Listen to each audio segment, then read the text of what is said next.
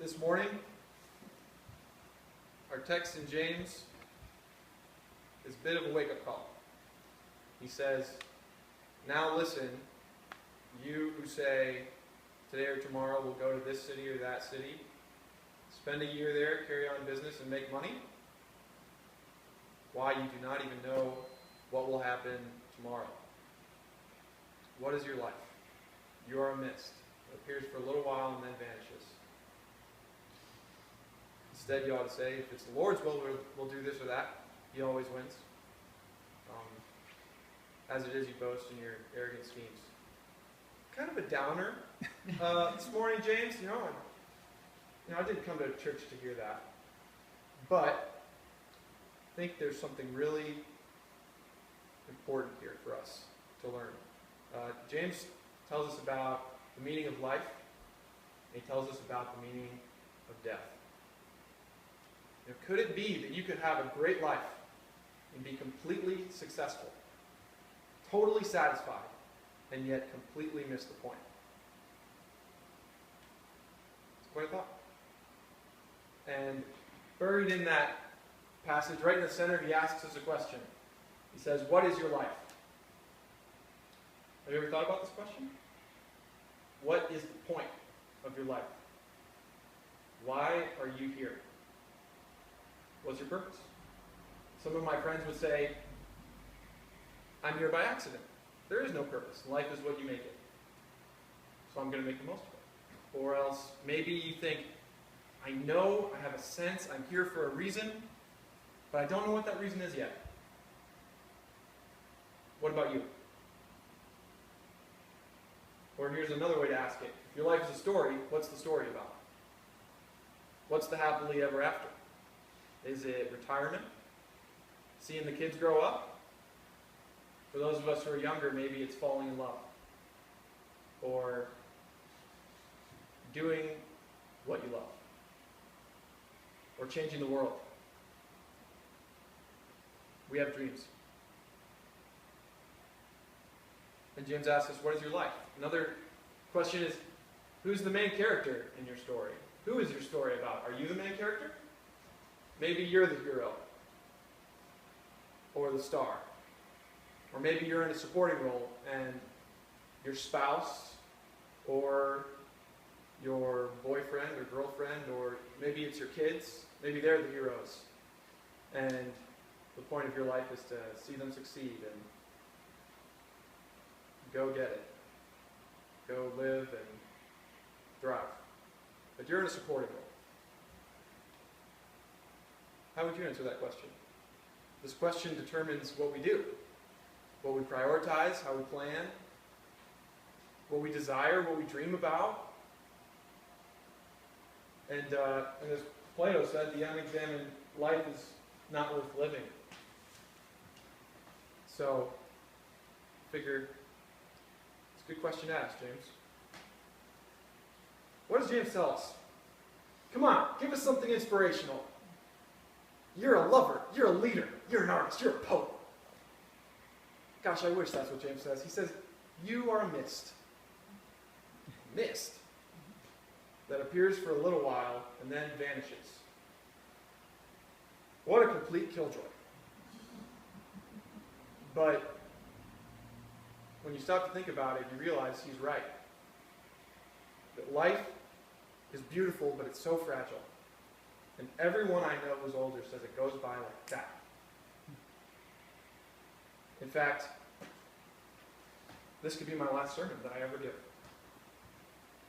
Maybe I could die in the middle of the sermon. Maybe you could. It's kind of funny, but it's true. There's not much between us and death.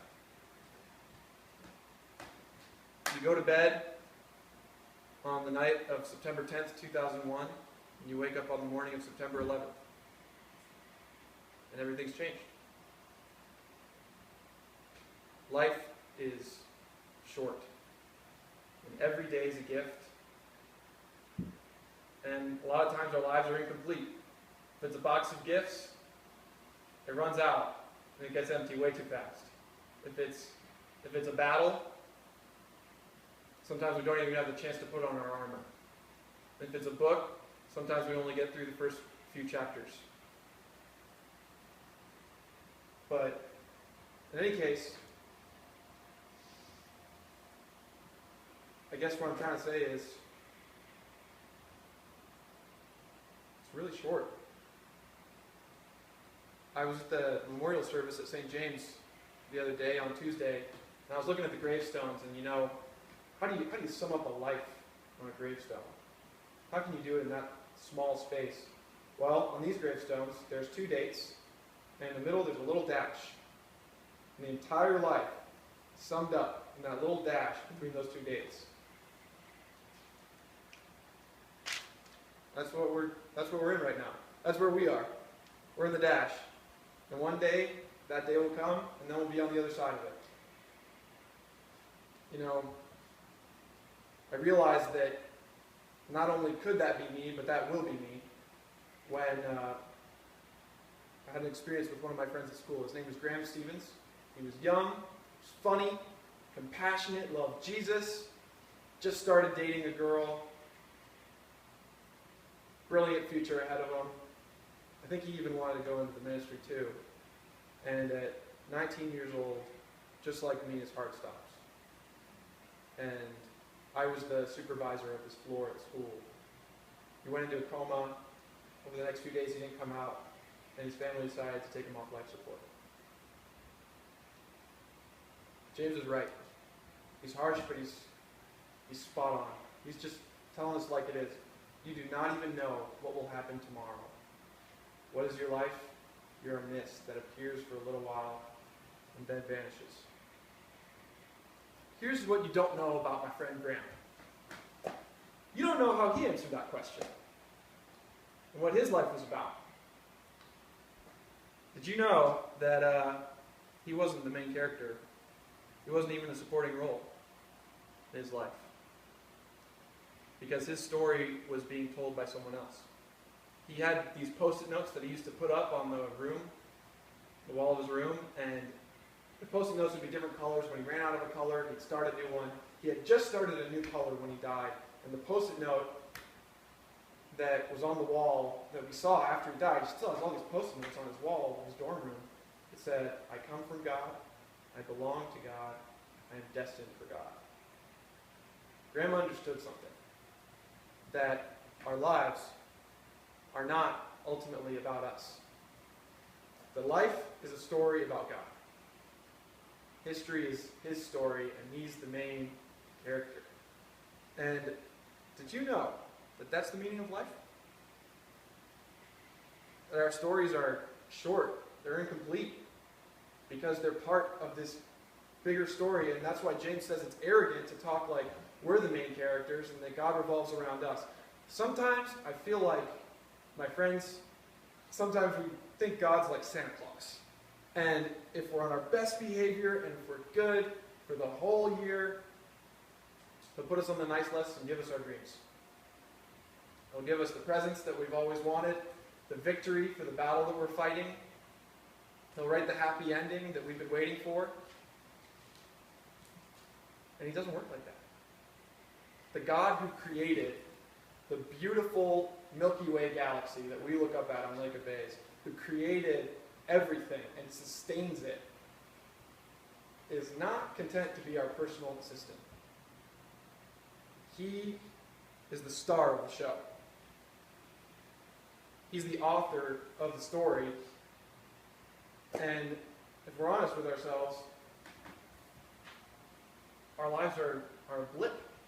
They're like, if life is a movie, we have like a 2/5 of a second part where our head pops in. And I really like the way that this author puts it. His name is Francis Chan. He says, suppose you are an extra in an upcoming movie. You will probably scrutinize that one scene where hundreds of people are milling around just waiting for that 2/5 of a second when you can see the back of your head. Maybe your mom and your closest friend get excited about that 2/5 of a second with you. Maybe. But no one else will realize it's you.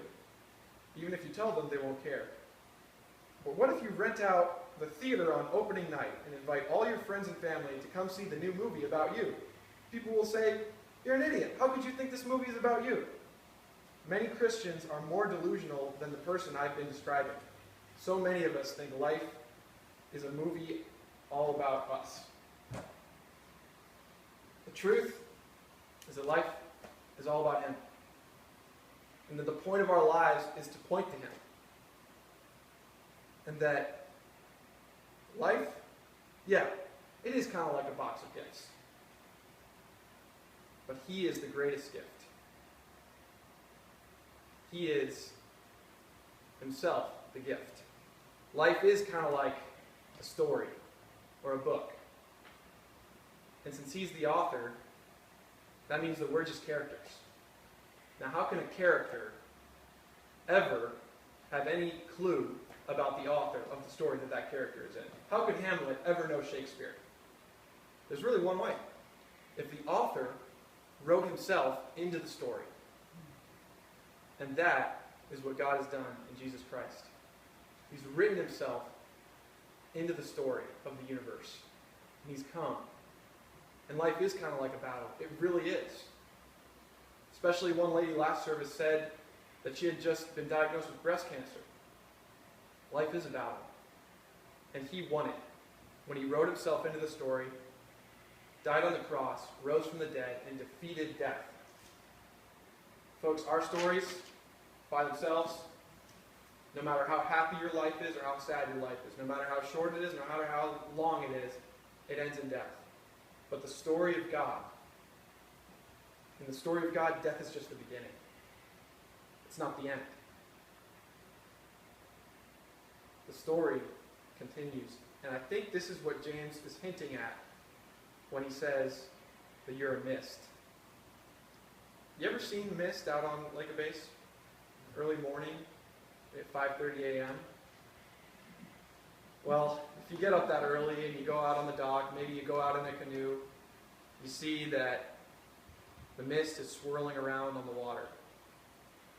It's there for a little while, but do you know why it vanishes?